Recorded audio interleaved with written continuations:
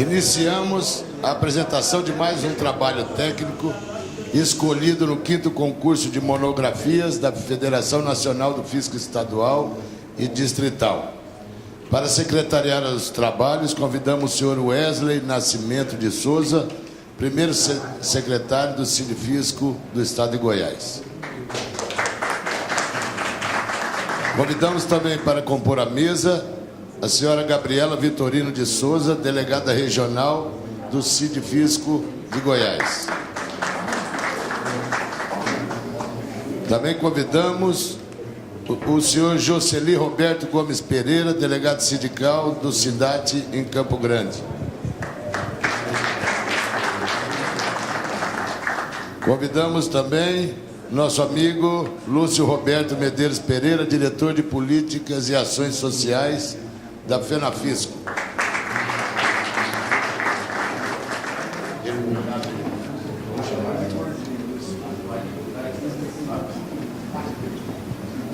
Esta apresentação tem como tema análise da sistemática de tributação do Simples Nacional, análise da sistemática de tributação do Simples Nacional, com o autor Cláudio Gonçalves Pacheco, filiado ao Sindifisco de Goiás, Sindicato dos Funcionários do Fisco do Estado de Goiás, que convidamos à mesa.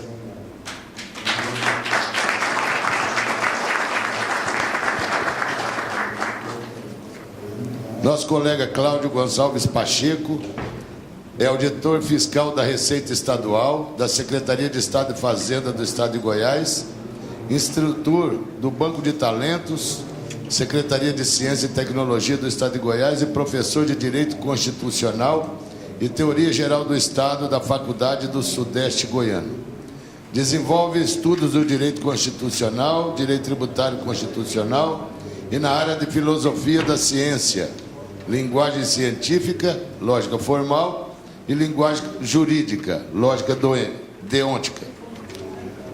Possui graduação em Direito pela Universidade Federal de Goiás, em Goiânia, curso incompleto em Ciências da Computação pela Universidade Federal de Goiás,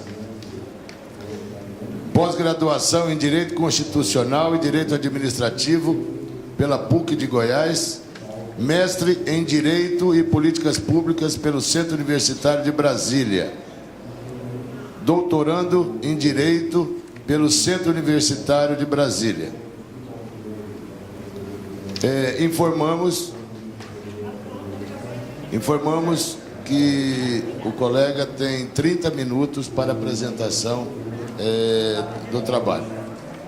E obrigado por estar aqui conosco.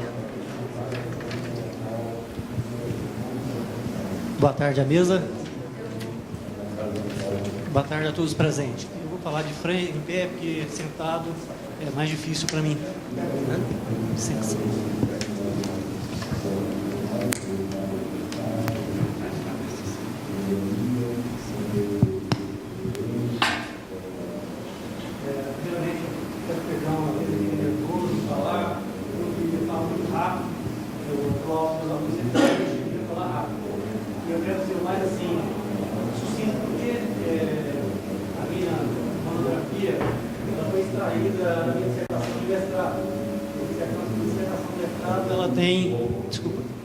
Ela tem 6 capítulos, e eu peguei 2 capítulos, que são os mais polêmicos, né?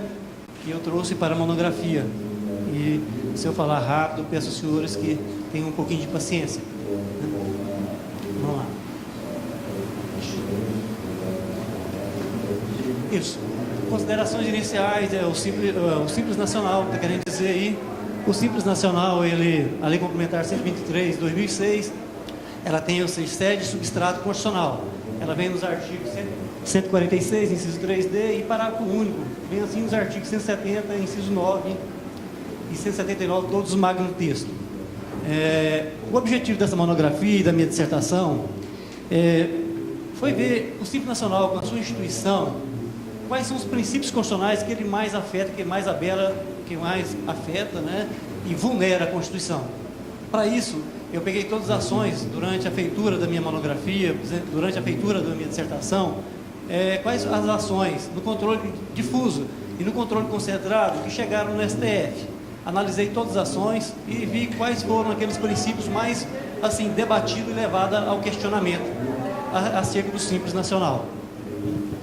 Essa foi a minha finalidade, isso aí, ver quais foram coartados e quais não foram, né, durante o meu estudo. É o que está falando nessa tela aí. Não vou também parar nela, não. O corte epistemológico, que eu escolhi para fazer a minha dissertação de mestrado e para fazer a minha monografia. Isso é muito importante, o corte teórico metodológico. Qual é o corte que você obedece? Que, em função dele, conforme o corte que você coloca, você pode ser criticado. Conforme o outro que você abraça, você também pode ser criticado. Mas ninguém pode me criticar se eu tomei uma posição de uma forma, se eu fui fiel ao meu corte epistemológico. O corte epistemológico que eu adotei foi que eu me ateria, ou seja, a escola jurídica do positivismo jurídico. Só que essa escola jurídica, positivismo jurídico, que realmente é a base de nossos estudos jurídicos, né? Ou seja, quer queira ou não, a fonte primeira que nós vamos buscar é a lei. E a lei está positivada, está posta no nosso ordenamento jurídico, está posta no nosso vade-mecum, né? Ele é o nosso norte, a nossa matriz epistemológica para os estudos e para servir de referência, se um determinado princípio ou não, ele tem validade jurídica ou não, né? Obviamente, eu não, como eu falei, a meu corte epistemológico, eu não tive uma postura cega, eu não abracei essa postura cega desse corte epistemológico. Eu dei, ou seja, uma vazão para ele, para que eu possa, né, ter, de certa forma, contrariado outros estudos que alegavam que o Simples Nacional feriu o princípio da legalidade, feriu o princípio da seletividade, feriu o princípio da não cumulatividade. Diga-se de passagem que o princípio da não cumulatividade nem é princípio, ele é uma regra, mas muitas pessoas chamam de princípio da não cumulatividade, né? E outros princípios, o princípio da praticabilidade tributária, se ele realmente feriu, né? Aí nesses estudos eu vou ver que, ao fim e ao cabo do meu trabalho, eu percebi que o Simples Nacional, em todos os seus princípios, ele não houve ofensa nenhuma, porque eu não me aderi, ou seja, a esse corte do positivismo jurídico. Todas as vezes que, em momentos de mal-estar jurídico, em momentos em que você não encontra no ordenamento jurídico saídas, seja ela principiológica, seja ela legais, para dar, ou seja, validade a determinada instituição de um programa político, de uma política pública, você tem que estudar a Constituição, não de forma monointerpretada, mas a Constituição tem ali questões tributárias, econômicas, sociais, culturais, que, ao fim, você deve sopesar todos para tomar uma decisão teórica. Se eu ficar para cá, tá legal, Marcos? Então, veja bem, então toda vez que houver... Fica na cara. Toda vez que houver, então, eu não encontrar no ordenamento jurídico, no vade-mecum, reunindo todas as legislações, seja federais, estaduais e municipais, se eu não encontrar alguma saída jurídica para dar sustentação a esse programa político, a lei que é o Simples Nacional, né, eu vou buscar na dialética, né, no discurso dialético, no bom senso, na razoabilidade, na prudência, desde que sempre intersubjetivamente discutido. Não pode ser uma coisa imposta subjetivamente, isso agride o direito, né? Então, desde que seja intersubjetivamente discutido, eu posso sim usar uma ficção jurídica que, ou seja, dá possibilidade que essa política pública possa funcionar. E foi o meu trabalho. E que vocês vão ver aqui, eu vou colocar para os senhores, que todos esses princípios, muitos deles foram questionados, né, da sua validade jurídica, da sua inconstitucionalidade, foi por mim analisado, ao fim e ao cabo, como sendo constitucionais. Os senhores podem até falar, Cláudio, você é um auditor fiscal, de que lado você está? Eu sou brasileiro, não estou de lado nenhum. Acho que o lado é único só, o lado é de ser brasileiro, né? Essa política pública, né? A despeito de alguns pensarem que houve usurpação, principalmente do ICMS, do ISS, pelo Poder Federal, há momentos que essa suspensão é necessária, em prol de um bem comum para toda a sociedade. Mesmo porque o ICMS, o ISS, ele é um tributo de cunho nacional. Se está na mão das unidades parcelares, foi uma forma, ou seja, de atribuição É certo, mas nem tão bem certo. Vamos continuar. Então, entendido, pessoal? O meu corte epistemológico é esse. Abraçar o positivismo jurídico, mas toda vez que houver situações que você não encontra conformidade no ordenamento jurídico, né? Tais expedientes jurídicos empregados fossem intersubjetivamente aceitos, eu lançaria mão da prudência, da dialética, da razoabilidade. Né? Essa é a minha orientação. Então aqui eu vou começar a falar quais são os princípios mais discutidos, né? Seja em sede de controle difuso, seja em sede de controle concentrado. Controle difuso é quando você alega a constitucionalidade desde lá de baixo, onde qualquer juiz pode manifestar até chegar na última instância, que é o STF. E o controle concentrado é aquele onde você já vai direto no STF, né? Atacar uma determinada legislação, um dispositivo dessa legislação, que de alguma forma vulnere a Constituição. Né? E aqui estão as ações que mais questionaram o princípio da igualdade, isonomia tributária, capacidade contributiva, né? Nesses dispositivos constitucionais aí destacados. Elas foram mais assim observadas nesses expedientes jurídicos aí, agravo de instrumentos tais, recursos extraordinários tais, e também na ação direta de inconstitucionalidade, princípio da igualdade, isonomia tributária e capacidade contributiva, né? E esses princípios que foram abalados, vulnerados e de certa forma colocados como uma mácula constitucional, foi por conta do inciso 5 do artigo 17 e o 6 do artigo 17.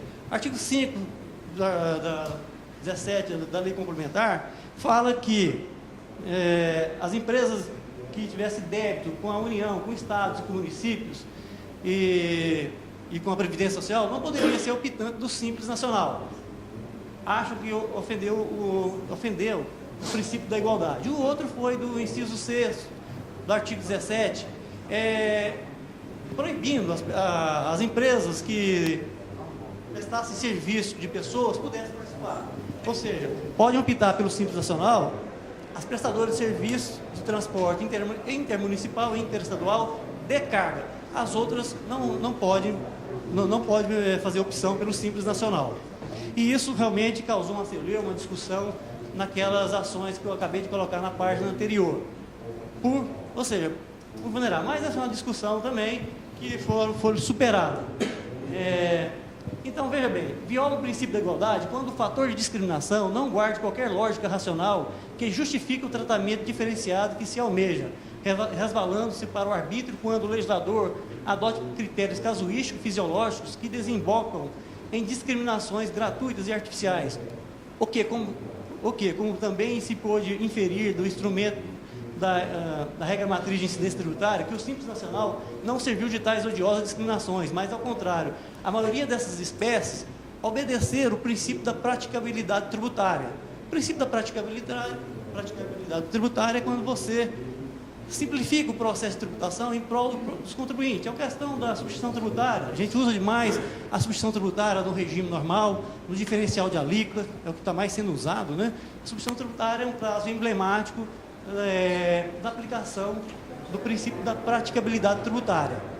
Todavia, contudo, o princípio da praticabilidade tributária, para que ele seja respeitado, é de capital importância que a norma de incidência e a base de cálculo na sua matriz constitucional não seja desrespeitada quando seja colocada uma norma infraconstitucional. Quando você pega esses oito impostos e faz um condomínio deles para fazer uma política pública de minoração tributária, né? De todos esses aí, só 2 ofenderam o princípio da praticabilidade tributária, que foi o imposto de renda da pessoa jurídica e a contribuição social sobre o lucro líquido. Os outros, todos obedeceram à regra matriz de incidência e da base de cálculo presente na Constituição. Só o imposto de renda da pessoa jurídica e a contribuição social sobre o lucro líquido. Contudo, todavia, deveríamos então declarar inconstitucional a Lei Complementar 123 de 2006, pelo fato de já um princípio todo ele desrespeitado. Ou seja, o princípio da praticabilidade, então, não cabe para imposto de renda, para a contribuição social sobre o lucro líquido. De per si, então, deveríamos declarar a inconstitucionalidade? Não. É onde eu coloco os senhores que a Constituição não deve ser monointerpretada. Essa é a questão tributária. E a questão constitucional tem que olhar questões de cunho social, socioeconômico e também o fato de as benesses fiscais que é promovida pelo Simples Nacional, garante a suspensão desse princípio em prol de outro princípio, que é um princípio de resgate da cidadania empresarial de muito outros empresários, né? Então, o entendimento de manter esses dois impostos no condomínio do Simples Nacional é por conta, contudo, da validade jurídica constitucional da inclusão do imposto de renda da pessoa jurídica e da contribuição social sobre o lucro líquido ao microsistema do Super Simples, assenta-se no princípio da praticabilidade tributária, que visa desenvolver medidas de simplificação tributária para os segmentos empresariais menos favorecidos, mesmo porque a Constituição não deve ser monointerpretada, isto é, em retalhos, apenas sob a perspectiva de ordem constitucional tributária. Todavia, consideram-se razões e princípios socioeconômicos também albergados no texto magno, aliado ao fato desse regime ser uma faculdade de opção pelo contribuinte. Acho, em razão disso aí, deve-se manter esses dois princípios, né? Esses dois impostos. Outro princípio a estar questionado de ter sido vulnerado em sua densidade normativa é o princípio da não cumulatividade, né? Seja do IPI no artigo 153, seja do ICMS no artigo 155, parágrafo 2º, inciso 1. Né? Ou seja, e o princípio da cumulatividade refere-se mais a uma regra do que um princípio. Também os princípios da estrita legalidade e o princípio da seletividade. Porque, veja bem, tanto o IPI como o ICMS devem obedecer ao princípio da seletividade. O IPI é obrigatoriamente, o ICMS de forma facultativa. Ou seja, as alíquotas do Simples Nacional, ela é única. Se você olhar lá a tabela 1 e a tabela 2 do Simples Nacional, ela não diferencia os produtos pela sua essencialidade, tributos, ou seja, produtos supérfluos e produtos essenciais com as mesmas alíquotas. Estaria então uma afronta concreta ao princípio, ou seja, da seletividade que não está sendo respeitado. E o princípio da legalidade também, e o da não cumulatividade. Contudo, tais princípios, o entendimento ao fim do trabalho é que, e a visão não é só minha, né, Débora Souto, Sacha Calmon, Roque Antônio Carrasco, entende que você poderia ser, quando haver colisão de conflito, quando princípios entrarem em rotas de colisões, você deve fazer um sopesamento, né? E ver, nesse sopesamento, é melhor, ou seja, que esses princípios fossem desrespeitados em prol de um princípio mais importante, que é o princípio, ou seja, do benefício, que foi alçada a condição de princípio, a promoção de uma política pública de benefícios para as empresas menos favorecidas do país, que é os micro e pequenos empresários. Esse princípio foi alçado à condição de princípio constitucional de cláusula pétrea, no artigo 60, parágrafo 4º, inciso 4, com a mesma estatura hierárquica constitucional que o próprio princípio federativo. Agora nós vamos colocar lá, no debate do Simples Nacional, o princípio que foi mais discutido foi o princípio federativo, achar que o Simples Nacional ataca, vulnera o princípio federativo.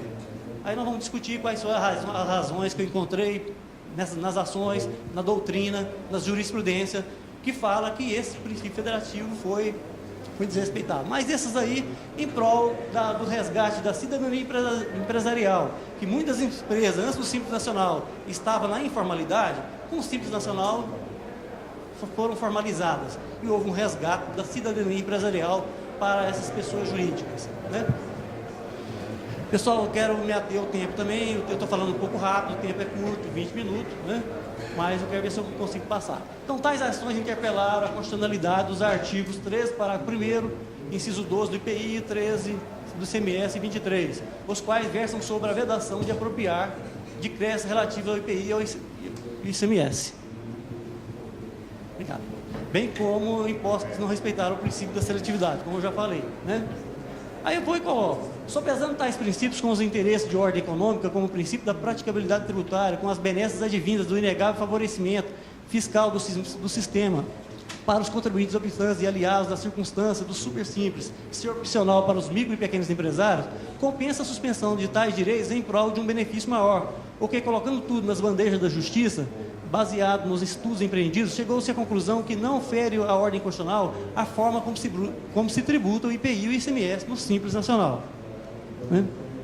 Também, em questão de prognose judicial, já há decisão do STF falando que a forma como foi tributado o IPI no Simples Federal, lá também proibia-se de se creditar do IPI, E a decisão do STF é que não fere a Constituição e pelo benefício que o Simples Federal trouxe para os contribuintes que estavam opcionados para o Simples Federal, né? Então tem até decisão. Então a prognose judicial que eu fiz na minha dissertação e também na minha monografia é que o princípio da não cumulatividade ele não vai ser declarado inconstitucional pelo STF, porque já há precedente no STF de declarar, ou seja, a suspensão desse princípio da não cumulatividade pelas benesses que o Simples Federal e, por sua vez, o Simples Nacional traz, né?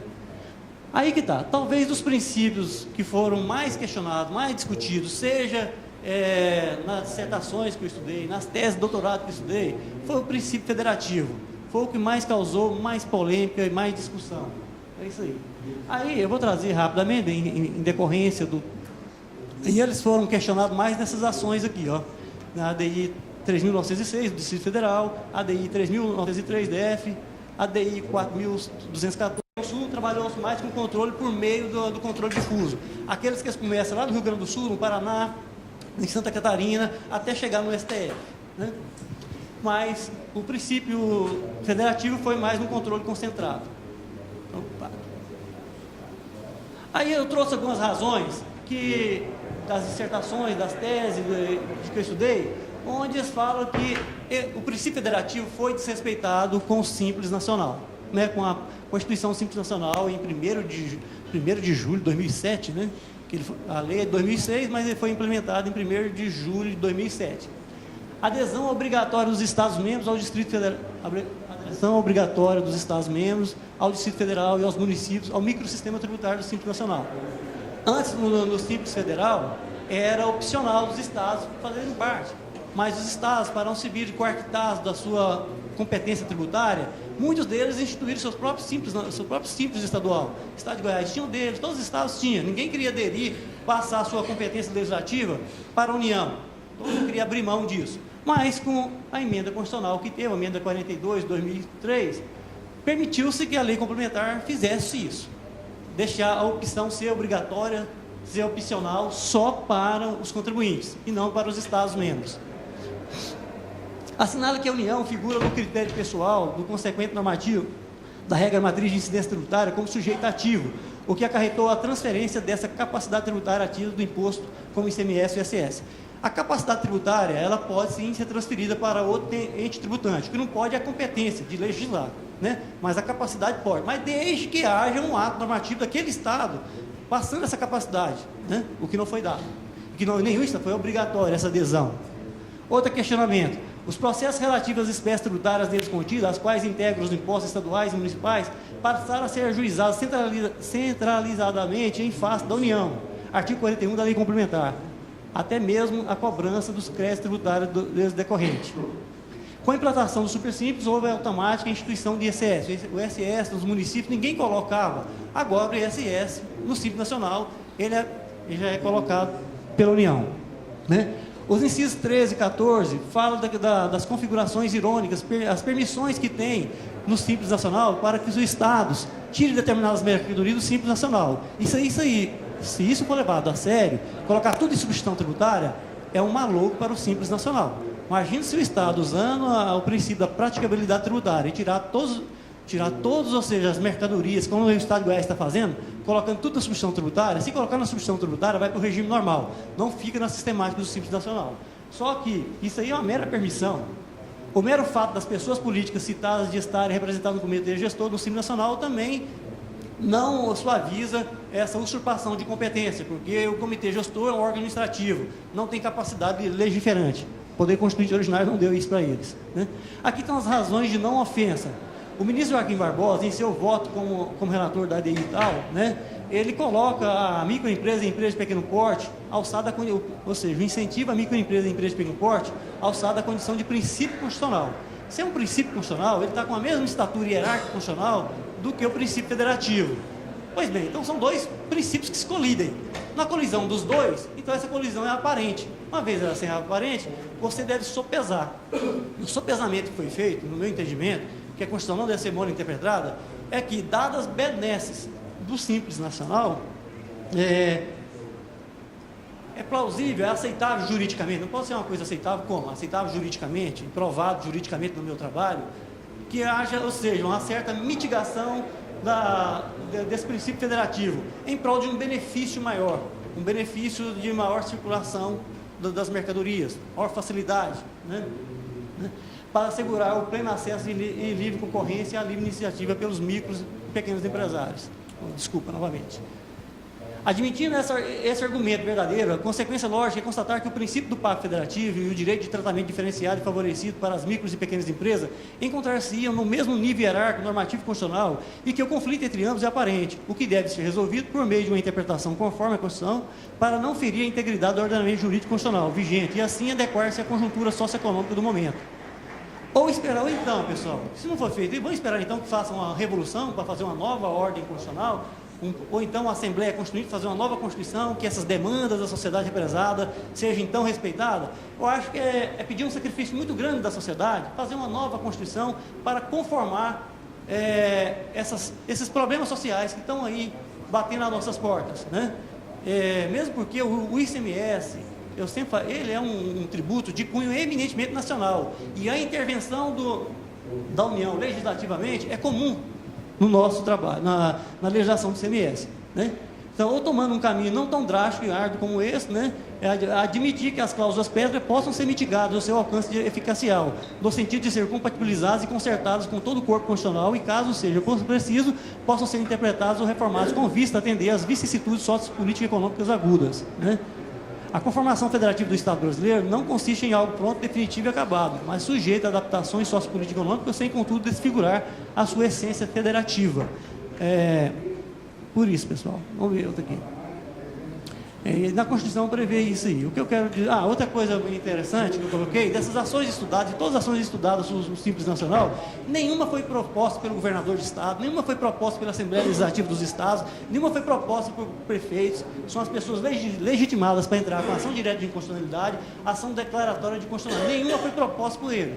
Foi mais por organizações sindicais, mas nenhuma dessas lideranças políticas entraram com ação de constitucionalidade. De duas, uma. Ou o Simples Nacional não fere o princípio federativo, ou então as benesses advindas, né, da arrecadação que aumentou, tem provas disso na Receita Federal, que o Simples Nacional aumentou a arrecadação. Então, dessas duas, ou realmente os estados entenderam através de suas procuradorias jurídicas, ou que não fere o princípio federal, ou então aqui as vantagens advindas do Simples Nacional são tão boas que não merecem qualquer tipo de rusga constitucional. E, deixa eu ver aqui, que eu acabei de falar. E, ultimamente, tributo essencialmente nacional. Aqui está falando, né, o Paulo de Barros Carvalho, que o tributo, o ICMS, o ISS, é um tributo essencialmente nacional, motivo pelo qual é inevitável e frequente exigirá a intervenção legislativa do governo central. E, por último, o que eu coloco aqui é o seguinte, pelo meu corte epistemológico, quando não houver saída na Constituição, no ordenamento jurídico, eu posso lançar mão de ficções jurídicas, né, para tentar fazer essa composição. E mesmo porque, pessoal, a ciência jurídica é uma ciência de ordem prática, ela é surgida para resolver problemas do dia a dia, problemas sociais, não é como as ciências naturais, que ela não tem o poder de interferir na natureza, que ela também nem tem capacidade para isso. Você pode fazer, no máximo, descrever as ciências naturais. Mas a ciência jurídica é uma ciência de ordem prática que deve ser conformada entre nós, né, pessoal do povo, para resolver os problemas através dos dispositivos. Então é isso aí, pessoal. Minha apresentação é essa, poderia falar mais devagar, meu tempo também já esgotou, né? Muito obrigado a todos.